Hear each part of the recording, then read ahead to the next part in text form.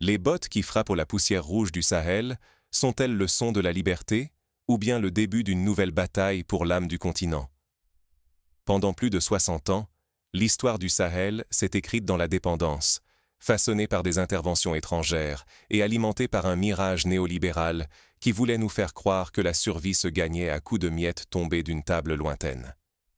Ici, la plus grande muraille du monde n'a jamais été faite de pierre, mais du franc CFA, une monnaie contrôlée à des milliers de kilomètres, imposant ses chaînes invisibles sur notre économie, notre politique, notre dignité. On a enseigné à des générations entières que la vie dépendait de l'aide internationale, que l'avenir du Sahel ne se décidait jamais vraiment ici, mais à Paris, Bruxelles ou Washington. Mais aujourd'hui, la poussière se soulève autrement. Le vieux théâtre de la sécurité, où des partenaires occidentaux refusaient même de vendre des armes à ceux qui étaient censés défendre leur propre peuple, s'est effondré sous le poids de son hypocrisie. On nous a dit que nous étions incapables, que sans leur présence, le chaos dévorerait tout. Pourtant, la véritable révolution ne se lit pas dans les communiqués de presse, mais dans la volonté d'un peuple qui refuse désormais de mendier sa dignité. La reconquête de la souveraineté n'est pas un simple frisson géopolitique. C'est une rupture, une prise de conscience brutale que ce qui était présenté comme un partenariat n'était que gestion de la dépendance et maintien dans la soumission. Alors, que penser de l'arrivée fracassante de l'Africa Corps? S'agit-il enfin d'un partenariat basé sur le respect mutuel, ou assistons-nous, impuissants, à une nouvelle compétition mondiale où le Sahel risque de n'être qu'un pion sacrifié sur l'échiquier des puissances? Ce n'est plus simplement une histoire de contrat, de base militaire ou de ligne de crédit. Ce qui se joue ici, c'est la capacité d'un peuple à transformer la douleur d'hier en une monnaie de liberté absolue, à oser dire non face aux instruments de domination, qu'ils soient économiques, politiques ou militaires. Le danger est réel. Si l'on s'y trompe, on pourrait bien rater l'opportunité unique d'assister à la naissance d'une souveraineté africaine authentique, ou, au contraire, voir s'installer un nouveau masque de la domination, plus habile, plus insidieux. Mais avant de juger ce moment décisif, il faut comprendre le chemin parcouru, les humiliations encaissées et les promesses trahies. Pour cela, revenons sur 60 ans de dépendance et de fausses espérances. Pendant 60 ans, l'Afrique sahélienne a vécu sous le joug du bol de mendicité et de l'architecture rouillée de la dépendance. À force de répétition, cette image est devenue une caricature, mais elle résume bien le piège insidieux qui s'est refermé sur la région. Une économie organisée autour de l'aide internationale, des bases militaires étrangères plantées comme des totems d'ingérence, et le contrôle du franc CFA, symbole ultime d'une souveraineté confisquée. On nous a dit que c'était pour notre bien, que le Sahel, incapable de survivre par lui-même, avait besoin de la main étrangère pour subsister, se défendre, même penser. Mais derrière les discours de solidarité, la réalité était brutale. La soi-disant aide internationale n'était souvent qu'une perfusion de survie, conditionnée à des réformes décidées à Paris, Bruxelles ou Washington, et dont le seul vrai bénéfice était de perpétuer la dépendance. Les programmes étaient calibrés pour entretenir la pénurie, jamais pour la résoudre. Pendant que les puissances occidentales s'auto-congratulaient dans des sommets sur l'aide au développement, les enfants du Sahel grandissaient dans la pauvreté et voyaient leurs ressources, or, uranium, lithium, extraites pour alimenter des économies lointaines. La marginalisation de l'État était systémique, presque calculée. Les grandes entreprises étrangères empochèrent les contrats miniers, dictèrent les règles, tandis que l'administration locale était réduite au rôle d'observateur impuissant. Les populations, privées de leur droit fondamental à décider pour elles-mêmes, étaient maintenues dans une sorte d'humiliation structurelle. Humiliées de devoir quémander l'aide, humiliées de voir leurs terres pillées, humiliées de n'avoir jamais voix au chapitre. Et puis, il y a eu la question de la sécurité. Les fausses solutions se sont multipliées. On refusait de vendre des armes au Sahel, mais on organisait des séminaires sur le soft power. On envoyait des experts pour gérer l'insécurité, mais toujours selon des agendas conçus ailleurs. Les bases militaires étrangères, françaises, américaines, européennes, n'ont pas éradiqué le terrorisme. Elles l'ont, pour beaucoup, figé dans un état de crise permanente, un conflit gérable qui justifiait la présence des soldats étrangers, mais privait les forces locales de l'autonomie et des moyens nécessaires pour reprendre la main. Ce maintien d'un déséquilibre n'était pas accidentel. Pour les puissances étrangères, il était vital de garder la main mise sur la région, de préserver la capacité à orienter ses décisions, à contrôler ses routes commerciales et ses ressources stratégiques. À chaque fois qu'un État du Sahel a osé s'émanciper, la réaction a été immédiate. Sanctions économiques, sabotage des circuits de médicaments ou de carburant, gel de fonds, campagne médiatique de diabolisation. L'insoumission se payait cash, par la fermeture des robinets de l'aide, par l'asphyxie calculée des circuits vitaux.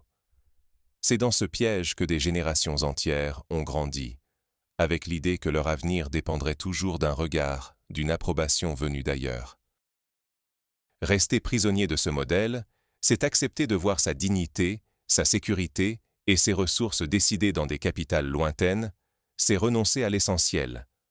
Le droit de choisir soi-même sa route, de transformer ses propres richesses en valeur ajoutée locale, de forger un destin à la hauteur de ses ambitions. Mais la rupture a commencé. Quand un peuple dit non, les équilibres changent. Face au siège et à l'isolement, un peuple a préféré la forteresse de la volonté à la soumission. Ce n'est pas une simple réaction d'orgueil. C'est un point de bascule, un choix assumé. Sortir enfin du statut de spectateur pour devenir acteur, stratège, architecte de son propre destin.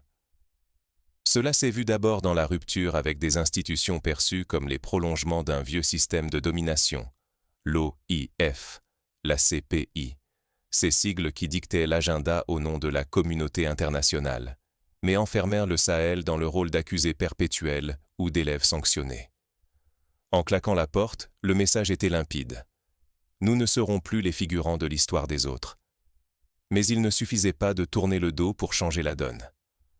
La vraie révolution s'est jouée dans la transformation de l'État lui-même. Fini le temps de l'État qui observe, qui attend la validation ou le financement extérieur. Désormais, l'État devient opérateur et stratège. Il investit, il planifie, il prend des risques. Ce changement de doctrine s'est incarné dans des choix radicaux. Acquisition de mines nationales, consolidation des filières aurifères, montée en puissance industrielle. Avant, l'or du Sahel filait vers les coffres étrangers, ne laissant derrière lui que poussière et désillusion. Aujourd'hui, ce sont plus de 94 tonnes extraites sous contrôle national, des recettes qui irriguent enfin les hôpitaux, les écoles, les infrastructures. L'argent du sous-sol ne disparaît plus dans les arcanes opaques de contrats léonins. Il finance les transplantations rénales et l'éducation d'une génération. La souveraineté, ce n'est plus un mot creux. C'est une reconquête concrète du territoire et des vies. Sur le terrain, la reconquête est visible. 74% des zones jadis perdues aux groupes armés ont été reprises. Les villages renaissent, les populations reviennent. Plus de 1,6 million de personnes ont regagné des localités que l'on croyait à jamais désertées. On ne parle plus de zones rouges, mais de terres retrouvées, où l'on rebâtit les murs et rallume les feux. Non parce que l'extérieur l'a ordonné, mais parce que, pour la première fois, l'État investit dans la sueur du paysan, dans la sécurité du soldat, dans la dignité du retour. Ce basculement s'est aussi fait sentir dans la quête de nouveaux partenaires. On a souvent accusé le Sahel de simplement changer de maître, d'échanger une tutelle contre une autre. Mais en vérité, il s'agit d'une diversification stratégique. Russie, Turquie, Chine. Non plus pour se soumettre, mais pour apprendre, former, transférer du savoir, gagner en autonomie technique et militaire. Des instructeurs africains travaillent désormais main dans la main avec les nouveaux alliés, sur leur propre base, avec leurs propres cartes. Ce n'est pas l'isolement, c'est la construction d'une nouvelle maison. Plus question de quémander la permission du FMI ou de la Banque mondiale pour exploiter ses ressources ou défendre ses frontières.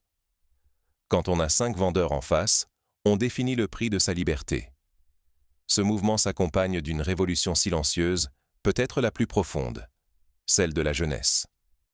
Pendant trop longtemps, La réussite était synonyme de validation occidentale.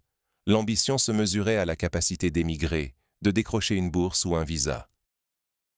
Aujourd'hui, c'est le retour qui prime, la fierté de reconstruire, d'affirmer une identité propre, de refuser le miroir déformant de l'extérieur.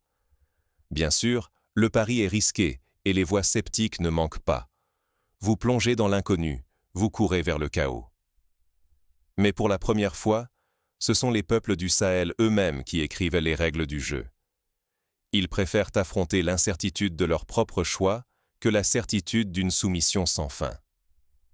Ce qui est en jeu, c'est la possibilité de ne plus jamais être otage de l'aide alimentaire, de ne plus voir ses richesses partir sans retour, de ne plus attendre qu'un autre décide de sa sécurité ou de son avenir. Alors, cette reconquête, cette affirmation de souveraineté, est-elle durable? Est-elle profitable, au-delà des slogans? Pour répondre, il faut regarder l'impact concret, sur l'économie, sur l'agriculture, sur la vie quotidienne. C'est là que se joue la suite de l'histoire. Quand une nation nourrit ses enfants et affine son or, elle n'est plus otage du monde. C'est peut-être là que se joue le vrai tournant du Sahel.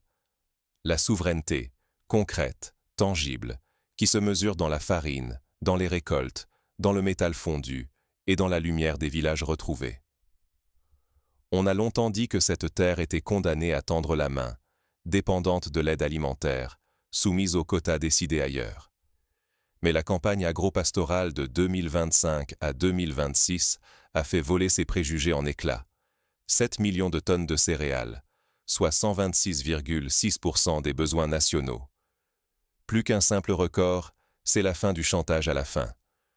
Un peuple capable de nourrir ses enfants peut refuser la charité et dire non à ceux qui monnayaient l'aide contre l'obéissance.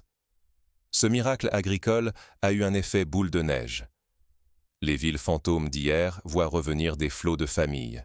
1 660 935 personnes ont quitté l'exil intérieur. Elles reconstruisent, réinvestissent les terres abandonnées, redonnent vie à ce qui n'était plus que des ruines. Ce retour massif n'est pas un simple instinct de survie. C'est l'expression d'une confiance retrouvée. L'État investit enfin dans ses propres forces vives, plutôt que d'attendre la venue d'une ONG pour bâtir une école ou soigner un malade. C'est la dignité, tout simplement, de ne plus vivre sous perfusion étrangère. Mais le vrai trésor du Sahel ne dort pas seulement dans son sol arable. Depuis trop longtemps, l'or et le lithium partaient à l'étranger, enrichissant des banques lointaines, tandis que les villages restaient à sec. Aujourd'hui, la donne a changé. Le pays ne se contente plus de toucher un maigre loyer sur ses propres mines. L'État en reprend le contrôle, investit dans l'exploitation, possède ses propres sites, comme à Bungu ou Wagnion. Résultat, plus de 94 tonnes d'or produites, et cette manne n'est plus perdue dans des circuits opaques. Elle irrigue les hôpitaux où l'on réussit des greffes de reins, les écoles où la prochaine génération apprend que l'avenir n'est plus à vendre. Ici, le mot-clé c'est réinvestir. Chaque gramme extrait, chaque tonne récoltée, finance la santé, l'éducation, l'énergie. C'est ça, l'économie de la dignité. Et la révolution ne s'arrête pas aux frontières nationales. Pour la première fois, une banque d'investissement sahélienne voit le jour, adossée à la création d'un marché commun qui soude la région. Fini le temps où il fallait mendier des crédits bancaires à Paris ou Washington. Désormais, l'épargne et le capital circulent localement, propulsant des PME, des infrastructures et des projets qui n'existaient même pas sur les cartes il y a 5 ans. Mais la leçon la plus dure du passé, c'est celle de la matière brute. Exporter du minerai, c'est exporter sa richesse et son avenir. Les nouvelles ambitions sont claires, transformer sur place. Raffiner l'or, produire le lithium, mais aussi miser sur l'industrie et sa colonne vertébrale, l'énergie. C'est là qu'intervient le pari du nucléaire, symbole d'une volonté de maîtriser la chaîne de valeur, de créer des emplois qualifiés, de produire de l'électricité pour les usines et les foyers, sans dépendre du bon vouloir d'un fournisseur extérieur. La vocation du Sahel n'est plus d'être un grenier ou une mine pour autrui, mais un moteur industriel pour lui-même et sa région. Ce bouleversement n'est pas qu'économique, il est mental. La jeunesse, formée dans de nouveaux camps d'émergence patriotique, ne rêve plus de l'Occident comme d'un Eldorado inaccessible. Elle regarde son avenir dans le miroir de sa propre terre, convaincue que l'émancipation ne se quémande pas, qu'elle se construit au prix de l'effort collectif. Cette jeunesse sait que la souveraineté ne vaut que si elle se traduit en prospérité partagée, sinon elle reste un slogan vide. Le vrai danger, c'est de retomber dans l'ancien piège, exporter plus, mais sans transformer, gérer les mines sans penser au futur, oublier que la richesse, mal gérée, peut vite redevenir une malédiction. Le risque est là, permanent. Perdre la main sur ces richesses renouvelées, voir l'or et le lithium s'échapper à nouveau dans le grand jeu des puissances, ou pire, rater la conversion de la souveraineté politique en progrès réel pour tous. Ce qui se joue aujourd'hui, c'est le droit de choisir son destin, de transformer l'indépendance déclarée en prospérité vécue et de casser enfin les chaînes du sous-développement imposé. Mais cette marche vers l'émancipation ne se fait pas sans résistance ni risque caché. La souveraineté, une réalité à défendre chaque jour contre les saboteurs de l'ombre. Ce que le Sahel a arraché, au prix fort, n'est pas un cadeau tombé du ciel, mais un terrain conquis, où chaque journée amène son lot de défis et de tentatives de déstabilisation. L'excuse américaine, aussi spectaculaire soit-elle, n'est en rien une garantie de paix ou de respect éternel. C'est d'abord la reconnaissance forcée d'une nouvelle donne. Le rapport de force a changé et Washington, pour la première fois, a dû troquer l'arrogance pour la négociation. L'aigle, autrefois sûr de sa supériorité, a touché terre, contraint de traiter d'égal à égal avec un Sahel rebelle, parce que la réalité l'y obligeait. Mais derrière cette poignée de main se cache une vérité plus sombre. Le jeu mondial ne s'arrête jamais. Loin d'abandonner la partie, les anciennes puissances réajustent leur stratégie. Là où elles échouaient par la force ou l'intimidation, elles tentent désormais la division interne, les sabotages industriels, l'infiltration économique ou l'orchestration de crises sociales. Les mines de lithium du Marley, devenues la nouvelle obsession de la transition énergétique mondiale, attisent toutes les convoitises et transforment chaque progrès industriel en cible potentielle pour ceux que la souveraineté dérange. La route vers l'indépendance n'est donc jamais tranquille. Les ennemis d'hier changent de masque, mais pas de méthode. Alors, quelles leçons tirer pour garantir que cet élan ne soit pas qu'un feu de paille? Premièrement, la diversification des alliances n'est pas une mode, c'est un bouclier. Ibrahim Traore et ses homologues l'ont compris. Multiplier les partenaires, c'est refuser le monopole, garder l'initiative et imposer ses conditions. Quand on a 5 vendeurs au lieu d'un, c'est vous qui décidez du prix, pas l'inverse. Mais cette ouverture ne signifie pas naïveté. Chaque nouvel allié est un pari calculé, et l'indépendance se mesure à la capacité de rester maître du jeu. Deuxièmement, l'industrialisation n'est plus un luxe ou un rêve lointain, mais la clé de voûte de la souveraineté. Un pays qui n'exporte que des matières brutes sera toujours l'otage des marchés extérieurs. Mais un pays qui transforme sur place, qui crée de la valeur, s'affranchit des chaînes du sous-développement. La feuille de route adoptée à Ouagadougou n'est pas qu'une déclaration d'intention. C'est un plan précis, où l'énergie nucléaire s'ajoute au solaire, où une banque d'investissement régionale réinjecte les richesses dans l'économie réelle pour bâtir une industrie autonome, avec des emplois qualifiés, des produits made in Sahel et une fierté retrouvée. Troisièmement, le rejet du modèle caritatif marque une rupture radicale. L'aide, autrefois synonyme de survie, devient aujourd'hui suspecte, car elle porte en elle la dépendance. Ce n'est plus à Paris, à Bruxelles ou à Washington qu'on attend la solution, mais dans les laboratoires, les ateliers et les universités du Sahel. L'esprit de solidarité régionale, longtemps étouffé par les frontières coloniales, renaît sous la forme d'une confédération économique, d'une circulation libre des biens, des idées et des talents. C'est la promesse d'un espace panafricain où l'Afrique façonne sa propre renaissance, sans permission ni tutelle. Enfin, la leçon la plus précieuse, c'est ce changement de mentalité. Un peuple qui ne se considère plus comme la victime d'un destin subi, ni comme le simple gestionnaire d'une aide extérieure, mais comme l'architecte de sa propre survie. Soldats, agriculteurs, étudiants. Tous ont signé un nouveau contrat social, non plus à l'encre des promesses, mais à la sueur, et parfois au sang. Chaque usine qui s'ouvre, chaque watt produit par une centrale locale, chaque débat public sur l'avenir du pays, est une victoire contre l'ancien ordre.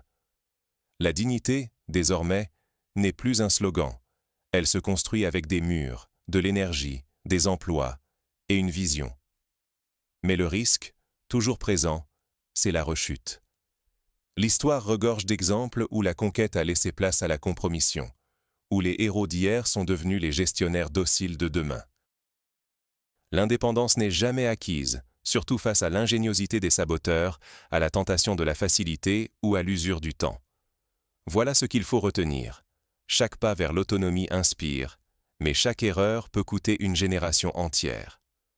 Le Sahel propose un modèle, non seulement de résistance, mais de renaissance.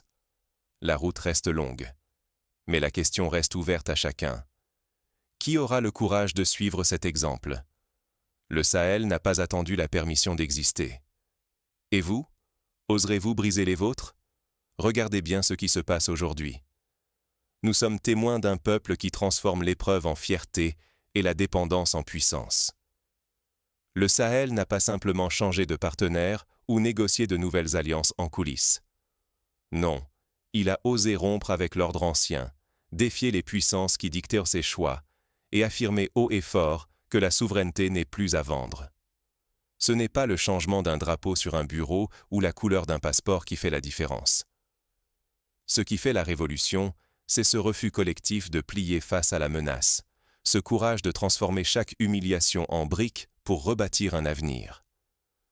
La reconquête en cours n'est pas un conte de fées. Les ennemis de la souveraineté, eux, n'ont pas disparu.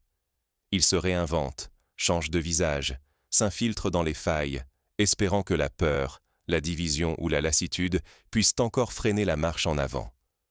Mais ce qui s'est éveillé dans le Sahel ne peut plus se refermer.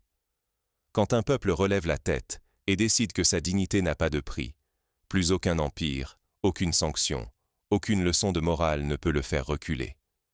Les soldats, les agriculteurs, les jeunes diplômés, tous ont compris que personne ne viendrait les sauver. Ils ont arrêté d'attendre un miracle venu de l'étranger pour s'en remettre à leur propre sueur, leur propre génie. Le vrai miracle, c'est qu'ils bâtissent, chaque jour, sous un soleil de plomb, cette justice qu'on leur avait refusée. Le Sahel, longtemps résumé à ses faiblesses, trace aujourd'hui le chemin d'une renaissance qui se construit brique par brique, dans la douleur parfois, mais surtout dans la détermination.